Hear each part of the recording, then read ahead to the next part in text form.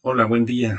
Un gusto saludarlos en el nombre de nuestro Señor Jesús, a todos los exligueros siglo XX y a todos los queridos hermanos de la Iglesia El Mesías en San Juan Acosac, Puebla.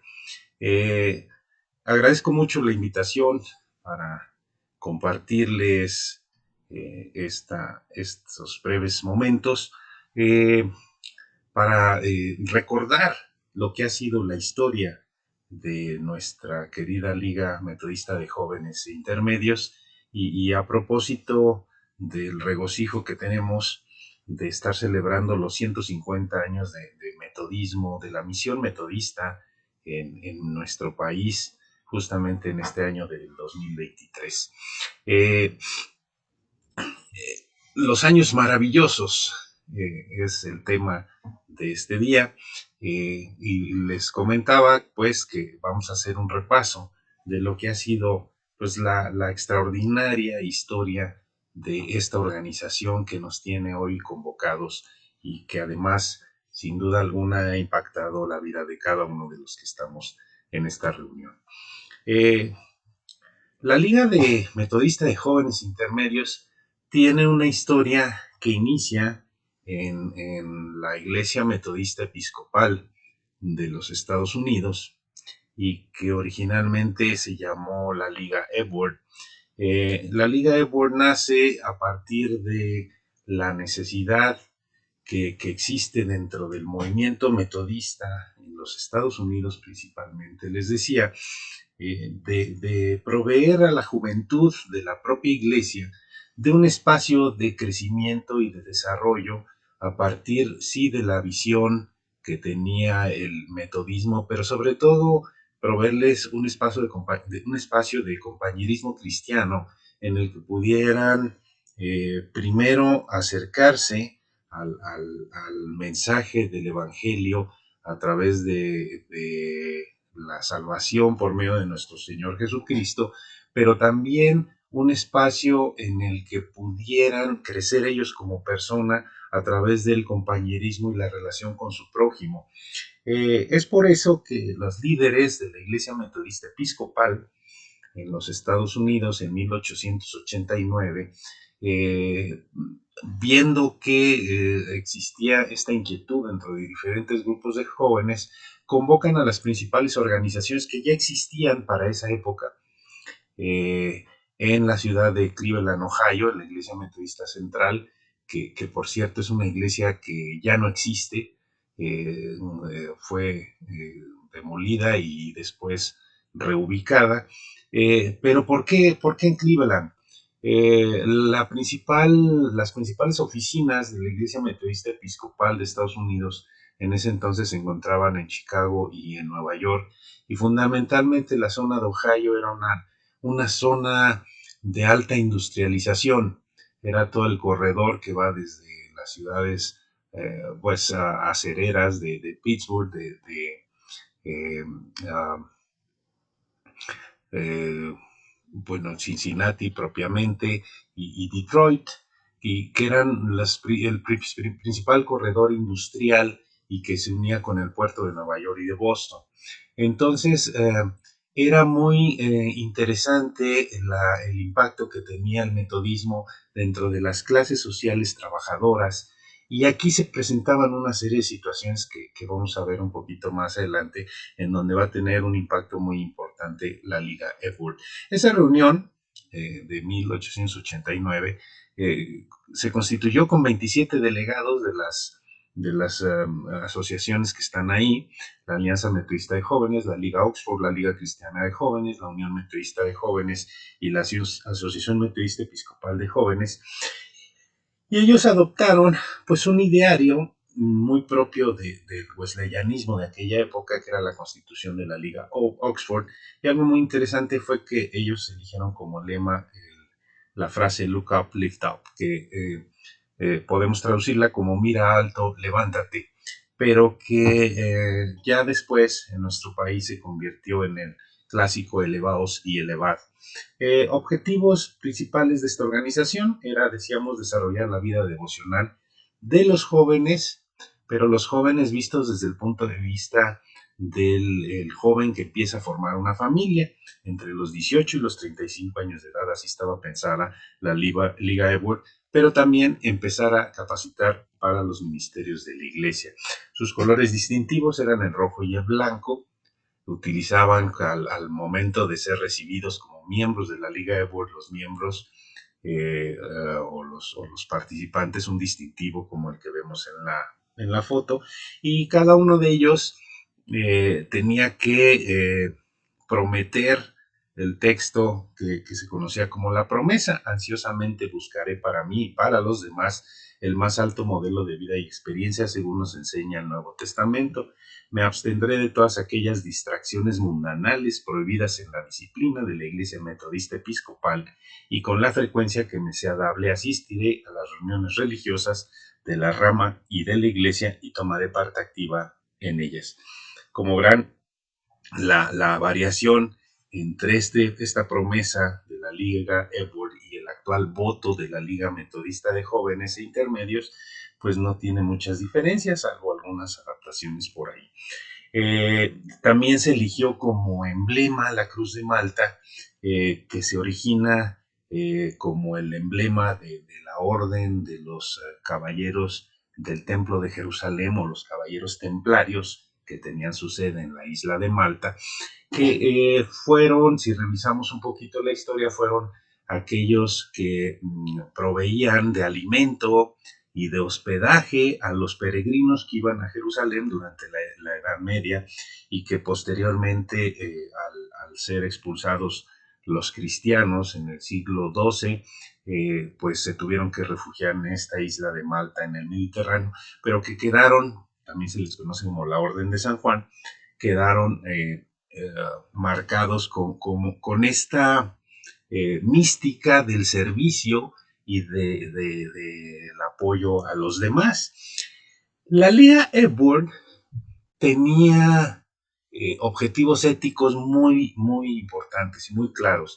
La idea era promover la piedad inteligente y vital entre los jóvenes de la iglesia. Como les decía, la Liga Edward nace en un ambiente de incipiente industrialización, en lo que se estaba convirtiendo ya en ese entonces como en la primera potencia industrial del mundo. Y entonces se daba un fenómeno social muy peculiar, y era que los jóvenes que antes se dedicaban a las actividades agrícolas, ahora se dedicaban a las actividades industriales, y esto pues tenía un cambio importante en las relaciones sociales porque se alejaban de sus pueblos natales, se iban a las ciudades, y en las ciudades, vamos a decir, tenían cierto progreso económico, pero también era muy dado a todas las actividades,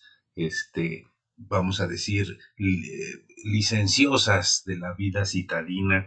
Y entonces, pues las familias consideraban que la juventud se estaba degradando y perdiendo los valores de antaño. Y entonces la idea era construir comunidades de recuperación de la moral. Y entonces, bueno, se hacen actividades y programas con respecto a este propósito. La Liga de Board tenía muy claro la división de sus departamentos en vida espiritual, trabajo social, trabajo literario, la correspondencia, actividades de misericordia y ayuda, y las finanzas. Las principales actividades, vean que no eran fundamentalmente religiosas, vamos a decir. No había los típicos devocionales que ahora conocemos, en donde nos unimos a cantar y hacemos una liturgia o culto para jóvenes. En realidad eran actividades al aire libre, campamentos diurnos, para niños de la ciudad, y cuando hablo de niños eran los menores de 18 años, eventos literarios, conferencias o reuniones para conseguir becas para promover que estos jóvenes adultos siguieran o estudiaran se ponía mucho énfasis en eso. Para eso pues existían una serie de actividades que estaban muy bien establecidas y que tenían este objetivo. Finalmente, la idea de la transformación personal a través del Evangelio de Cristo se fundamentaba también en un objetivo de impacto social para el prójimo. Como les decía, la Liga Epworth nace en la Iglesia Metodista Episcopal, que es la iglesia que sigue la tradición wesleyana en el norte de los Estados Unidos, pero había otra iglesia metodista, la Iglesia Metodista Episcopal del Sur, que si bien tenía fundamentalmente las mismas doctrinas y las mismas reglas de gobierno, se habían dividido a partir de mediados del siglo XIX por la cuestión del esclavismo. En 1890, al ver el éxito que empieza a tener la Liga Epworth en la Iglesia Metodista Episcopal, los del sur, la Iglesia Metodista Episcopal del Sur, autoriza la creación de las ligas Epworth, siempre con algún toque muy propio de la ideología que ellos manejaban. O en 1892 se adopta oficialmente y la iglesia la constituyen oficialmente como una de sus departamentos en su conferencia general de 1894. Les decía que había ciertas variaciones, ellos no concordaban mucho con el lema de elevarse o elevar, porque lo consideraban demasiado antropocéntrico o humanista. Y entonces el lema de las ligas Epworth de la Iglesia del Sur era todo por Cristo, fundamentalmente para no olvidar, bueno, pues que Cristo es el centro de nuestro quehacer. Para 1899 ya existían 19.500 ligas y más de 1.75 millones de los que se llamaban epurdianos de todo el mundo. Y aquí es importante señalar este asunto de por qué en todo el mundo. Las iglesias metodistas, episcopal y episcopal del sur de Estados Unidos, tenían misiones en varias partes de Latinoamérica, en África, en la India, en China, y entonces la labor de las ligas Epworth se extiende a todos estos países, incluido nuestro México. Ya para entonces ya existían ligas Epworth en México. Hay toda una política de creación de publicaciones, el Heraldo Epworth, los diferentes heraldos Epworth que se hacían por regiones o por conferencias, y también cada una de las dos iglesias, y eran pues publicaciones que no solamente eran de carácter religioso, sino sobre todo de promoción cultural y de superación de la persona. Entre los ejemplos que hemos encontrado de las actividades que se hacían en aquella época, algunos programas culturales, programas de ópera, conciertos de piano, etcétera. O sea, eran fundamentalmente actividades orientadas a elevar la cultura y también había cuestiones que tenían que ver con lo que se llamaba la temperancia y el combate a los vicios. Dentro de estas pérdidas de valores de la juventud, la iglesia institucional consideraba que había que trabajar muy fuerte en el combate a los vicios de la juventud. Y bueno, al dicho permanente de que la juventud de ahora está perdida y cada vez los valores están más degradados. Esa es una visión que ha existido en todas las generaciones. ¿Qué sucedía en México en ese entonces? Bueno, en México ya desde 1873, como lo comenté hace rato, hace 150 años, pues ya existían diversas congregaciones en nuestro país eh, por parte de ambas iglesias metodistas, y fundamentalmente en las ciudades donde eran sedes de los colegios principales metodistas de aquella época, se empiezan a crear grupos que se llamaron de emulación cristiana, que eran muy parecidos a las ligas Epworth, pero que su principal objetivo era el combate a los vicios y se trabajaban alrededor de la población estudiantil que tenían. No eran precisamente grupos de la iglesia, sino eran grupos de las escuelas. Esas, eh, o esos grupos estaban inspirados en unas sociedades que se llamaban de esfuerzo cristiano que existían en ambas ramas del metodismo norteamericano.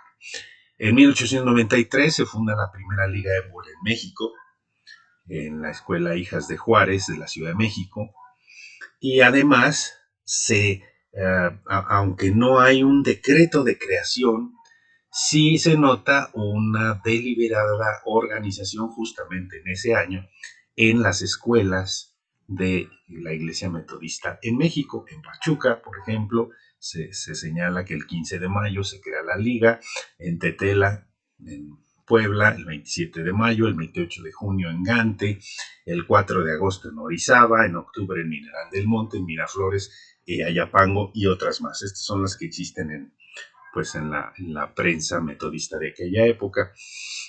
Como verán, no ya existían estas poblaciones juveniles, ya nada más se les da un cauce. Fundamentalmente son las maestras de las escuelas las que se encargan de esto, como la señorita Ayers y Mary Hastings, que trabajaba en la escuela Hijas de Allende en Pachuca, que forman las primeras ligas Ébol. Y le digo Mary Hastings porque algo que siempre me ha llamado la atención es que no perdamos de vista que esto era el metodismo norteamericano haciendo misión en México y que en aras de que queremos hacer los mexicanos, pues les hemos puesto nombres castellanizados a los misioneros de aquella época. Pero bueno, ahora sí que en términos de investigación histórica, pues eso es totalmente incorrecto, ¿no? El fundador del metodismo se llamaba John Wesley, no Juan, eso se lo inventamos nosotros. Y en los primeros misioneros en México, William Butler, así se llamaba, no se llamaba Guillermo, y John Christian Keener, no se llamaba Juan Keener. La Liga Ébol en México, ya para 1899, que es donde hay los primeros censos, les decía yo, de cerca de 20,000, digo, de más de casi 2 millones de ligueros en todo el mundo, eh, pues estas son las cifras que reporta para el año de 1899. Las ligas de adultos jóvenes de 18 a 35 años, que se fundamentaban no en los mayores de edad. En México en ese entonces la mayoría de edad se alcanzaba a los 21 años, siempre y cuando no fueran casados. Si eran casados, ya eran mayores de edad, si tenían por lo menos 18 años.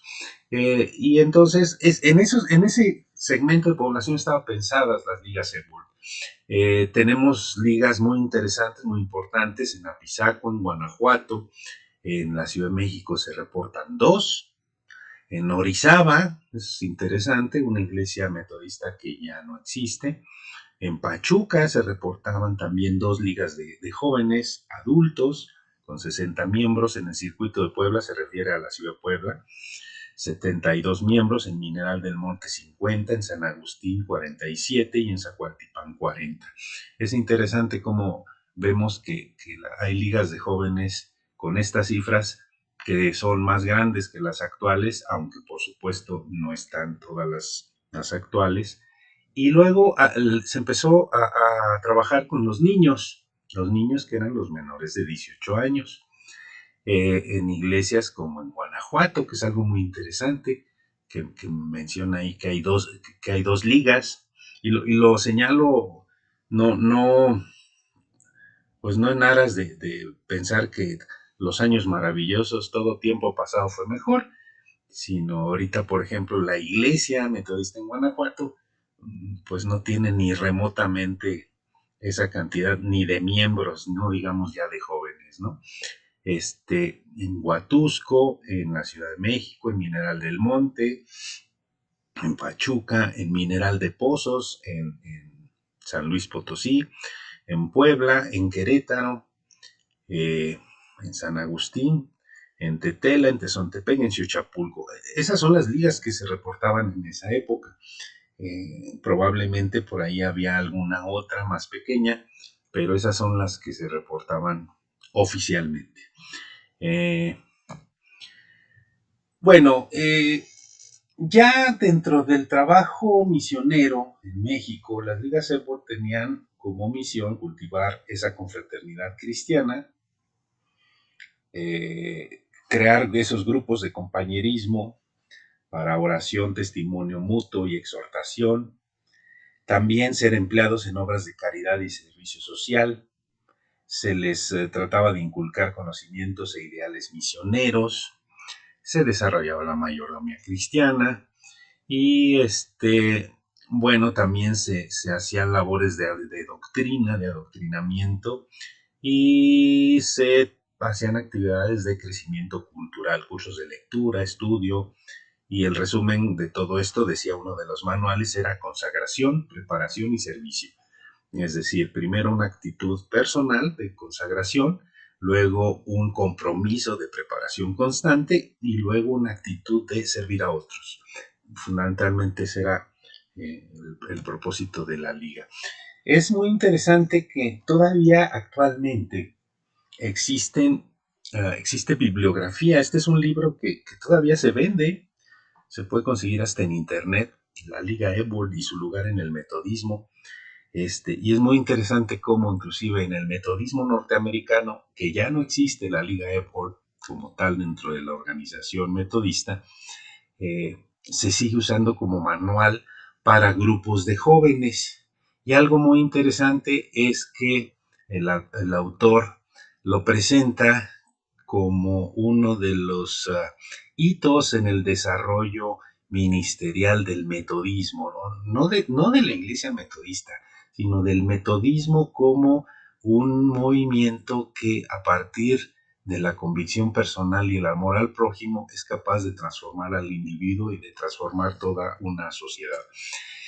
En resumen del libro, habla de que esta liga debía de ser todo eso que está ahí: ayuda para el pastor, auxiliar en la iglesia, educadora, y centro de adoctrinamiento, escuela de Cristo. Tenía que ser inspiración para la juventud, promotora de la industria. Ahorita lo veríamos algo así, le llaman ahora la capacidad de crear emprendedores, de gente que haga negocios, compañerismo y hermandad, promotora de la unidad, no de la unidad de los cristianos, de la unidad del pueblo. Esto es muy interesante. Entretenimiento, también como un medio de entretenimiento que se convirtiera en una alternativa para las actividades de entretenimiento que le ofrecía, digamos, el mundo profano a la juventud. Brigadas luminosas, tenía que ser una brigada luminosa de la iglesia militante y proveedora de ciertos deseos insatisfechos de la juventud. Entonces, veamos que la liga tenía toda una misión muy, muy amplia. Algo bien interesante que plantea el manual de la Liga Epworth y su papel en el metodismo es que la Liga no era una organización de la iglesia como la concebimos ahora. La Liga era la iglesia. Finalmente, todos los ministros de la iglesia tenían que salir de la liga. Y no me refiero a los pastores solamente, sino además de los pastores, aquellos que administraban, los tesoreros, los que hacían la planeación estratégica, los que iban de misioneros, los que administraban las instituciones. Todos esos tenían que formarse en la Liga Epworth. Y entonces la Liga Epworth era propiamente el semillero de cualquier tipo de ministro de la iglesia. ¿Qué pasó con la Liga Epworth? Lo cierto es que esta Liga Epworth que celebramos y que recordamos y que actualmente nuestras ligas de jóvenes e intermedios también recuerdan como parte de ese aniversario, y se señala así como fecha emblemática el 15 de mayo de 1889, ya no existe. O sea, la Liga Epworth desapareció. en el transcurso del tiempo o se fue transformando. En México particularmente hubo algunos eventos que nos llevaron a este tipo de cosas y también a ver, nos daremos cuenta que por eso hay ligas de iglesias que ya no existen. La Revolución Mexicana fue todo un acontecimiento social. Muchos ligueros se fueron, participaron en la revolución. Se fueron los misioneros extranjeros, particularmente a partir de 1914, cuando eh, da el golpe de Estado Victoriano Huerta y la revolución se convierte en una guerra civil en donde pues no hay la estabilidad política que se requería. Y finalmente la Constitución de 1917 que separa definitivamente las labores educativas de las labores confesionales. Y entonces las iglesias ya no pueden oficialmente compartir edificios con los templos. Y eso va a marcar mucho del desarrollo del metodismo en México. No olvidemos que seguimos hablando de iglesias, misiones metodistas de Estados Unidos para esa época. También a nivel mundial cambiaron la correlación de fuerzas y hubo cuestiones económicas muy fuertes. En primer lugar, se viene la Primera Guerra Mundial, que hace que cambie la visión de las misiones a nivel mundial de todas las iglesias protestantes. En México se plantea, no en México, en América Latina el plan de Cincinnati, que no es algo que afecte solamente a México, sino generalmente bueno, lo queremos ver desde el punto de vista mexicano, pero se afecta a las misiones en toda la América Latina, especialmente donde haya cierta influencia inglesa.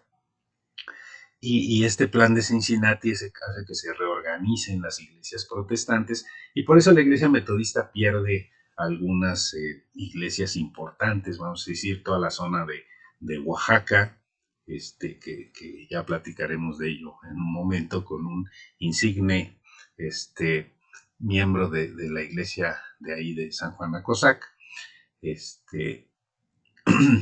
toda la obra en Orizaba y el sureste de Veracruz, en Tuxtepec, por ejemplo.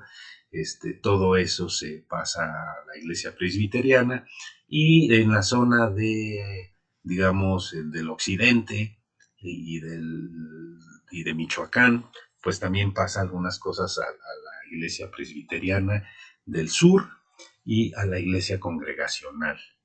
También vamos a perder la iglesia de San Luis Potosí. Pero bueno, siempre hablamos en términos de pérdidas. La verdad es que también ganamos otras iglesias como las de Chihuahua, etcétera. Bueno, en esta reorganización uno de los que interviene mucho es, les decía, un insigne oriundo de ahí de San Juan Acosac, Victoriano Daniel Báez, que fue un maestro y pastor muy importante, biblista también, que, que, que entre otras cosas, siendo superintendente del circuito de Oaxaca, adopta a Gonzalo Báez Camargo, que es hijo de un predicador chapaneco y de una hermana de Oaxaca, eh, y que entre otras cosas funda la escuela Miguel Hidalgo, que todavía existe, ahí a una cuadra de la estación del tren de Oaxaca. Existe la escuela Miguel Hidalgo, ahí está la placa y dice 1873. Victoriano Daniel Báez, además de que es muy reconocido como predicador y como biblista, es un insigne educador. Él tiene entre sus encargos restaurar el Colegio de Querétaro, el Instituto Velasco, en el año de 1918, después de haber sido incendiado y saqueado y que estuvo abandonado durante 4 años, él lo hace resurgir, lo vuelve a crear. Inclusive él es el que le pone el nombre de Benjamín N. Velasco, el director fundador, el profesor fundador de este colegio. Y a partir de 1918, nada más como dato anecdótico, el Templo Metodista de Querétaro, al estar en las instalaciones de la escuela, tiene que ser cerrado por disposición de la Constitución recién promulgada, y entonces lo que era el templo se convierte en la biblioteca.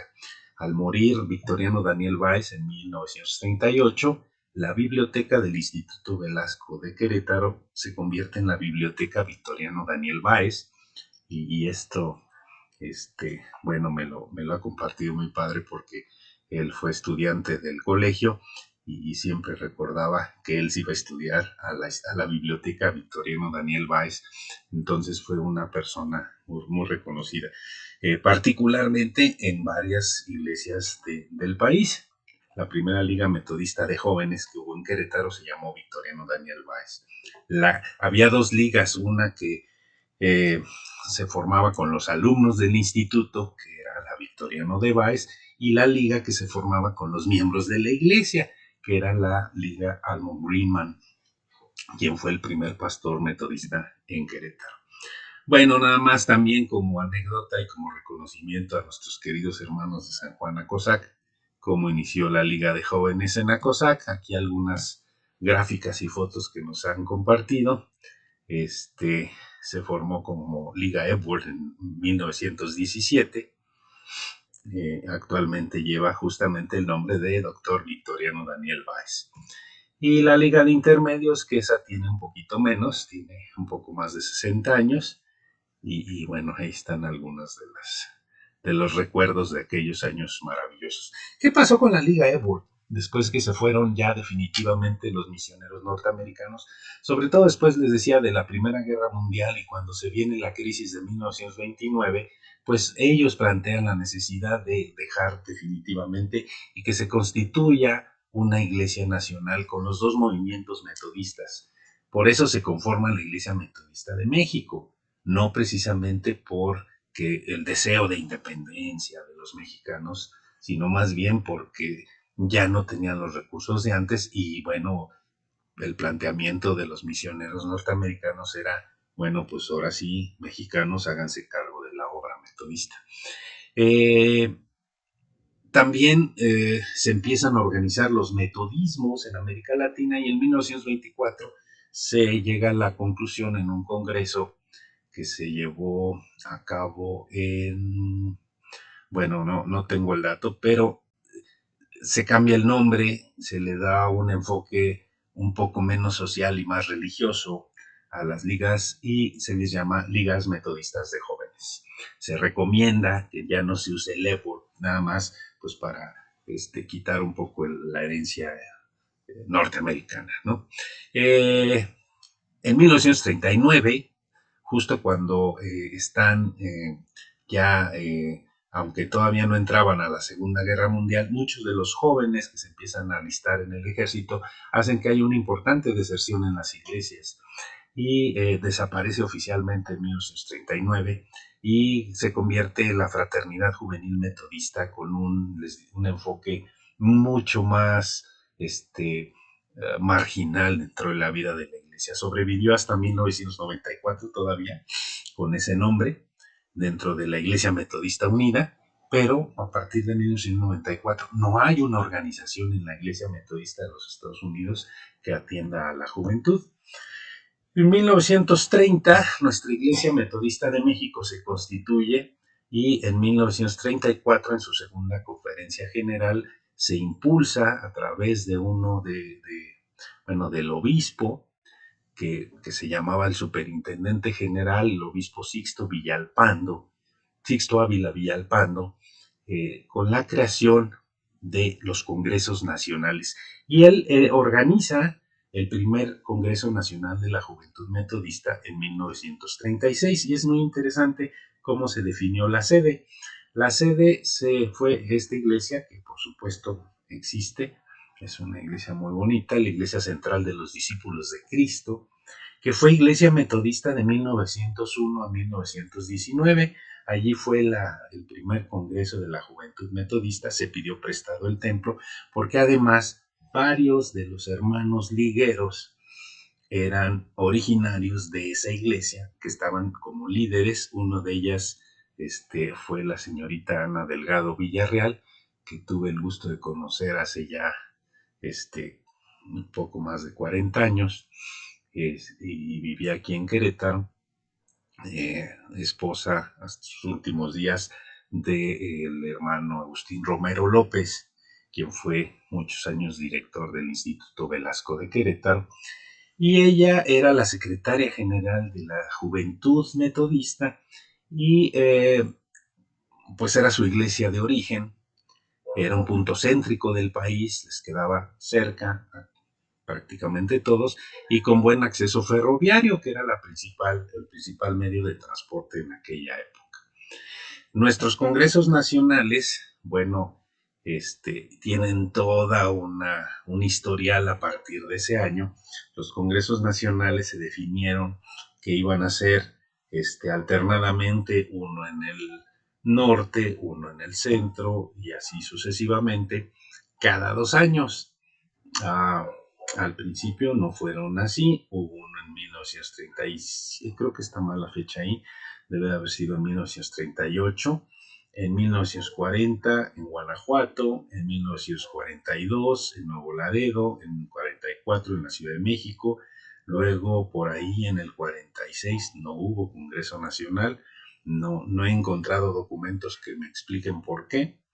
En el 48 hubo otro en México, en el 50 en Durango, en el 52 en Puebla, en el 54 en Chihuahua, en el 56 en Pachuca, y así sucesivamente se iban cada 2 años. Es interesante cuál era el programa de los congresos nacionales. En el 58, en la iglesia San Pablo de Torreón, Coahuila, en el 60, ahí en la iglesia de Puebla, en Emanuel, en el 62 en Monterrey, en la Trinidad, en el 64 en México, aunque el Congreso inició en Valderas. Ahorita vamos a ver algunas fotos que nos señalan que también la clausura fue en Gante, y algo que señala la prensa de aquella época fue que por primera vez una presidenta nacional de las ligas de jóvenes fue mujer. En 1966 en Chihuahua, en 1968 en Pachuca, Hidalgo, en septiembre del 68, y que además coincidió en muchos sentidos con el movimiento estudiantil que tenía efecto en la Ciudad de México en esos días. En 1970 en el Centro Chulavista y en 1972 en Monterrey. Hasta esa época, el programa de los congresos era muy claro. En el Congreso Nacional era la máxima reunión de los jóvenes metodistas del país y tenía que tener actividades de carácter cultural, de carácter legislativo, de carácter deportivo y de carácter social. Y entonces era verdaderamente un evento que esperaba la juventud y se reunían en gran número a lo largo y ancho del país. A partir de 1972, tratando de adaptarse también a nuestras nuevas estructuras de trabajo como Iglesia Metodista, en que las dos conferencias anuales que siempre existieron desde 1930, desde antes, desde que llegaron las dos misiones metodistas norteamericanas, existía la conferencia anual fronteriza y la conferencia anual del centro, pero a partir del 72 eligen su propio obispo y entonces administrativamente se convierten en entes pues más o menos independientes. Y también las ligas se adaptan a esta estructura y se eligieron, se elegía un vicepresidente para cada una de las áreas conferenciales, pero a partir de 1972 desaparece la idea de un presidente nacional y se eligen en convenciones en cada área conferencial, y entonces empieza a haber, además del Congreso, las convenciones conferenciales que vamos a empezar a conocer. En Monterrey se seguían haciendo nada más con carácter legislativo los congresos nacionales, en Monterrey en el 72, en Gante en el 74, en Ciudad Juárez en el 76, en el 78 en Pachuca, en 1982 en Torreón, en 1986 en Portales, en 1990 en Chihuahua, en 1994 en Querétaro, y a partir de esos años, de los años 90, también se empiezan a detectar que los congresos nacionales son eventos, como son eventos propiamente legislativos, pues vale la pena darle nuevos horizontes a las actividades de las ligas y se crean lo que se conocen a partir de entonces como los encuentros de ministerios. Y entonces esos también ya tienen toda una historia a partir de los años 90. Ha habido pues más congresos nacionales, en el 98 fueron sede ahí en San Juan Acosac, Puebla, y después a partir ya en el siglo XXI en Ensenada, Baja California, en Chihuahua, en Puebla, en Monterrey, Mexicali y el más reciente en Querétaro en el año 2022. Como verán, pues ya a partir de la creación de las 6 conferencias anuales con su propia estructura episcopal, pues ya no hay este sistema rotativo, simplemente se procura que no haya 2 congresos nacionales seguidos en la misma conferencia anual, pero ya que el concepto de norte-centro se ha tratado de dejar un poquito de lado. Nuestro primer Congreso Nacional fue todo un evento, por supuesto. Aquí está alguna de la literatura de la época, por ahí me encontré esta foto. El hermano José Donato Rodríguez hace algunos años me decía, oye, ¿cómo le hiciste para viajar en el tiempo? Porque encontré tu nombre en la lista de delegados al primer Congreso Nacional. Y sí, efectivamente, ahí está el delegado Martín Larios, pero la cuestión es que no es su servidor, fue mi abuelo, que hasta ese entonces me enteré que también él había sido liguero del siglo XX, liguero de la iglesia metodista de Allende, Coahuila, en donde él residía en aquella época.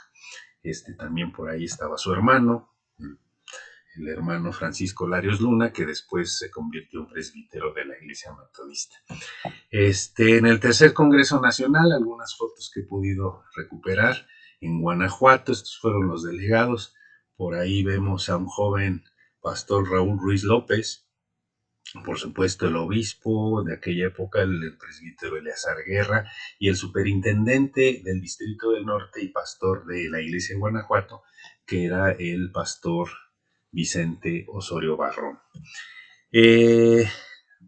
Algunos de nuestros líderes nacionales, recuperando también literatura de la época, de nuestras vanguardias juveniles, el Congreso Nacional 14 del año 64, algunas fotos en Gante y en Valderas, y creo yo en alguna de quizás las oficinas episcopo de la Iglesia Metodista, en el centro o en el Centro Evangélico Unido, no sé de dónde son estas fotos en realidad. Esta es una foto del Congreso, es la foto oficial del Congreso de 1966 en el Centro Palmore, allá en Chihuahua. Y bueno, esta foto en Torreón, Coahuila, allá en julio de 1982. También aquí está en el gimnasio del Colegio Palmore, en Chihuahua, en el 24 Congreso Nacional, en 1990. También tenemos en 1994 las sesiones en Querétaro, que tuvimos el privilegio de recibir. Y bueno, pues ya mucho más cercano en San Juan Acosac en 1998, el 26 Congreso Nacional, el Congreso Nacional en Mexicali, hace ya 5 años, en 2018, en abril, ya los congresos típicamente que se hacían ya en septiembre o en verano, ahora se hacen en Semana Santa para que tengan tiempo de presentar las propuestas a la conferencia general. Y el más reciente y pues peculiar, porque fue ya el primer congreso virtual debido a los resabios de la pandemia que hubo a nivel mundial, con más de 150 participantes, pero no cada quien estaba en su casa y solamente lo del Gabinete Nacional se reunió en la sede de Querétaro. Bueno, ¿qué es lo que ha hecho las ligas de jóvenes? ¿Cuál han sido sus énfasis en los últimos 50 o 60 años? ¿En qué ha consistido el programa de las ligas? Eh, en 1960 o los años 60 fueron muy destacadas dos actividades que empezaron a surgir: las vanguardiadas deportivas, que eran actividades que surgieron a partir de Vanguardia Juvenil, la revista, que eran sobre todo pues organizadas en la Ciudad de México y sus alrededores, y las misiones nacionales. Es cuando se empieza a proyectar la liga como promotora de creación de iglesias. Las vanguardias deportivas tuvieron cierto éxito, empezaron en 1965 y van a tener su auge en el año 73, cuando se crean ya primero los Juegos Conmemorativos del primer centenario de la Iglesia del Metodismo en México, cíclicos, y que ahora conocemos como los Juegos Nacionales, y pero empezaron con estas vanguardiadas juveniles. Y las misiones nacionales, la construcción del templo de Tezoyuca, Morelos, que en su época fue definido como la misión de las ligas de jóvenes, diseñada por arquitectos de las ligas de jóvenes. Ahí está el arquitecto Luis Mario Macín. Y bueno, se hacían campamentos de trabajo y se construyó el templo. También en San Francisco del Oro, en Chihuahua, se hizo así. Y ya en los años 70 se incorporan formalmente muchas actividades. Por ejemplo, en el Congreso del 74, la Operación Sureste, se crean las iglesias de Mérida, de Villahermosa, la Escuela de Trabajo Misionero. En 1976 se acuerda ya incorporar esos juegos que fueron del centenario como primeros juegos metodistas. Fue tal el éxito que se incorporan al programa regular de las ligas, los Juegos Nacionales, cada 4 años. Y entonces ya se empezó a complicar, creo yo, interpreto por la literatura de la época, no me tocó a mí vivirlo, pero se empieza a complicar el calendario de estar haciendo congresos cada 2 años, y es cuando se cambian a partir de 1978 a eventos cuadrienales. Los congresos serían cada 4 años y los Juegos Nacionales también cada 4 años, intercalados por ahí. En 1986 se agrega la I que tiene nuestra Cruz de Malta, antes era Liga Metodista de Jóvenes, ahora ya se llama Liga Metodista de Jóvenes e Intermedios. Y gracias ahí al entusiasmo e ímpetu de un grupo de latosos intermedios que nos tocó estar ahí insistiendo en que pusieran la I, como una cuestión más de orgullo que de otra cosa. En 1990 se crean formalmente los encuentros nacionales de ministerios, previendo que la liga tenía que seguir siendo ese semillero de ministros de la iglesia, no solo pastores, insisto. Y bueno, nuestras nuevas estructuras que hasta el momento vivimos, desde 1969 trabajamos con 2 áreas conferenciales. En ese entonces o en esas épocas se reduce la edad de las ligas a 28 años. En 1987 el área conferencial del centro se dividió en 3 conferencias que hoy conocemos como CAMP, CASE y CAS, y a partir del 91 la conferencia del norte que se divide en 3 conferencias que hoy conocemos como CANO, CANCEN y CAO. Bueno, dentro de nuestro ámbito regional, las convenciones conferenciales del centro se realizaron en 10 periodos de sesiones de 1969 a 1987. Quizás algunos podemos recordar participación en algunas de estas: en Apan en el 71, en León 73, Jalapa 75, Guadalajara 77, Jojutla en 79 y 81, Puebla en el 83, 85 Pachuca y Puebla en el 87. En esta última ya no se eligió gabinete conferencial, sino se tomó la decisión de crear 3 conferencias. Siempre nuestras convenciones han sido espacios para la discusión, para el debate, para el aprendizaje de verdaderos laboratorios democráticos, y esto, bueno, pues es algo que hay que valorar. Nuestras actividades, los campamentos juveniles siempre han sido muy importantes para llegar primero como actividades evangelísticas, pero también como actividades de compañerismo cristiano.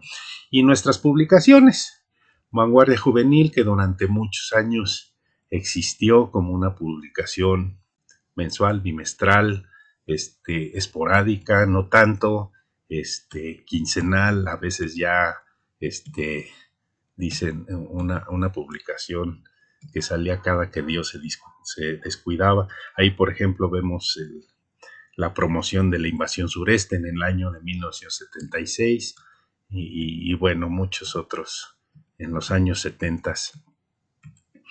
Tuvo sus altas y sus bajas, sus épocas este, de receso, pero actualmente Vanguardia Juvenil es una plataforma muy activa en redes sociales, sobre todo. No existe más la revista impresa, pero en redes sociales y en los podcasts y los programas de audio que siguen, que producen, ya producen programas de radio. Entonces, es interesante. Yo los invitaría a que busquen todas este, todas estas producciones. Nuestros juegos nacionales ya van en la versión este, 13, porque la versión por ahí me faltó, la del 2020, se tuvo que suspender por la pandemia. Y hasta donde tengo entendido se pospuso y ya no me quedó muy claro si se va a realizar o si ya se realizó.